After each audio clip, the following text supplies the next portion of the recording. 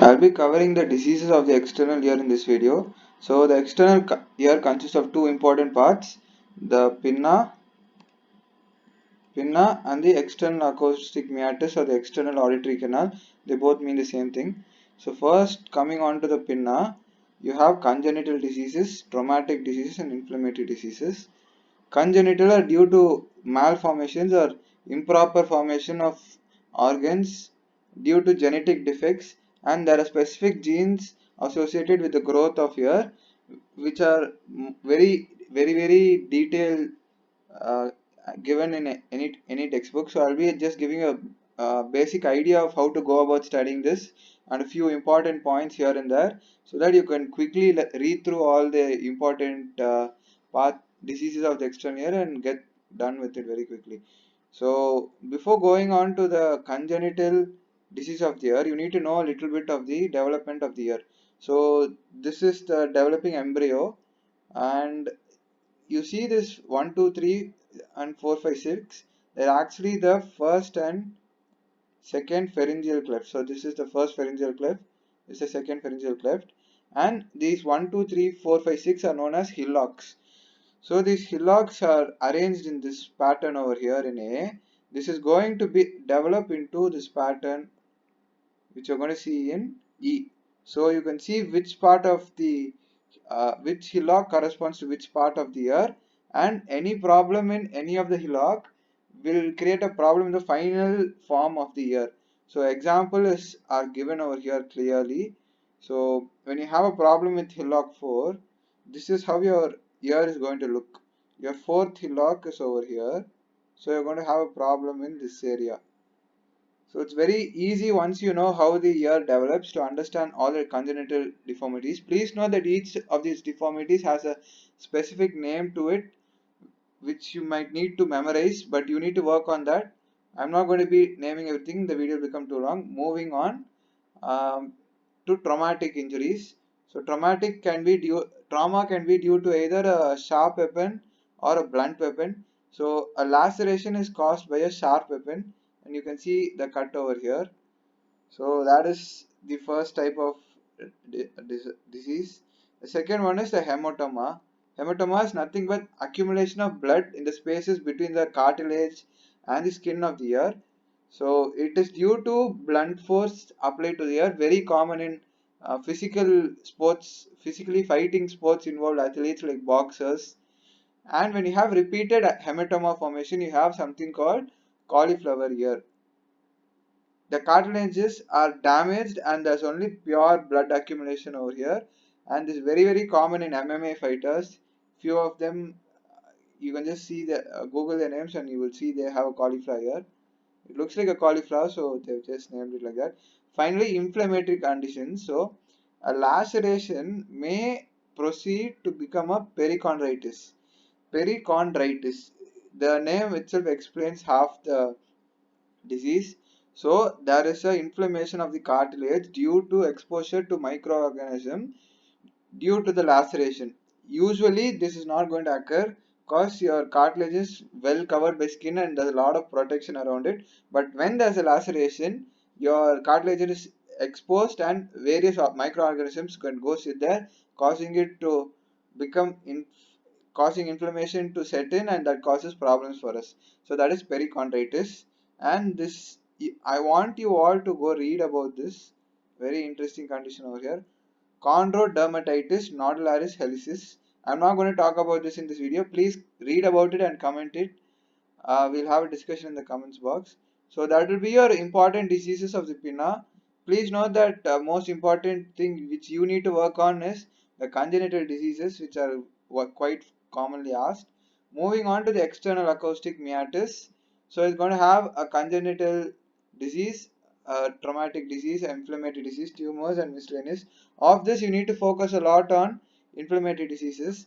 Congenital diseases, you need to understand, it's very simple. Once you know what type of structure external acoustic meatus is, it is a tube. So any tube can have improper development like this. So that would be an atresia, or can be narrowed like this.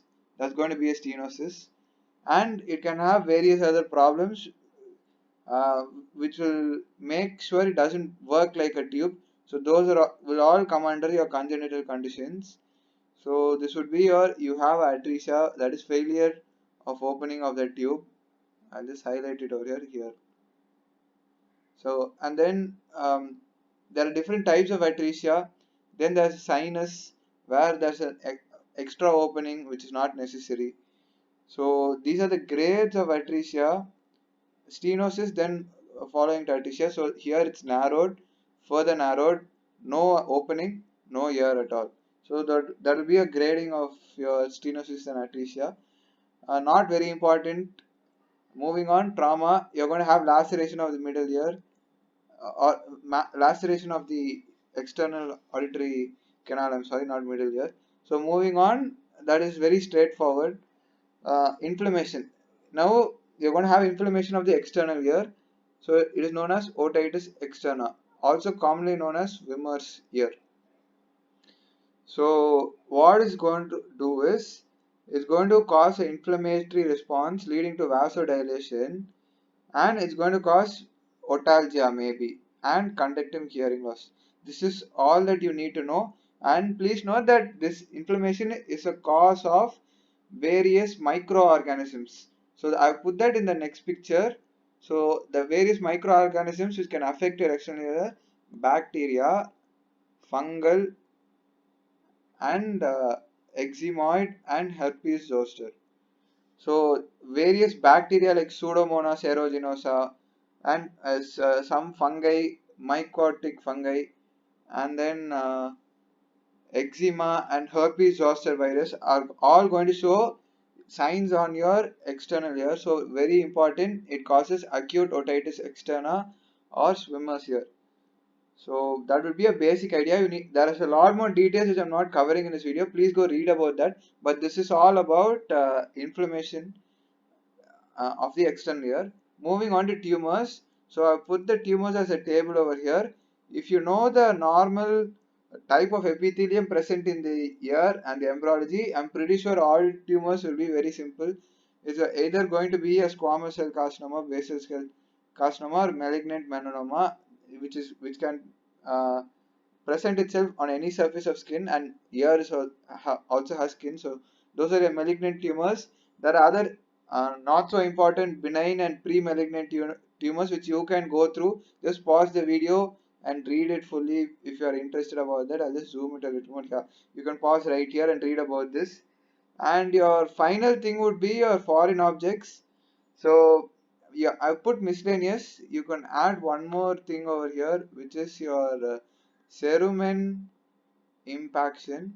So that is also the kind of disorder with your external auditory canal where wax or cerumen, which is a ceruminous gland, secrete that cerumen, and it cleans itself on its own. But when you use a foreign object like a bud or a pencil or something, the cerumen enters near the tympanic membrane and gets accumulated over here, and that will cause some problems. So that is impaction of cerumen. You don't need to, unless you interfere with the normal cleaning mechanism, that's not going to be a problem. Foreign objects, a lot of things can be found in the external ear, from a worm to a spider to a tick to a fly to all kinds of microorganisms. And then non-living, you can find maybe someone inserted something into their ear and stuck over there, so that would be it. So that those would be all your diseases of your external ear. I've just given you a small idea, a small tip to study. If you've studied like this, you'll find it very easy to remember, and you won't have any problems recollecting stuff. Thank you. Please do like, subscribe, share this video, and comment if you want any specific content to be covered.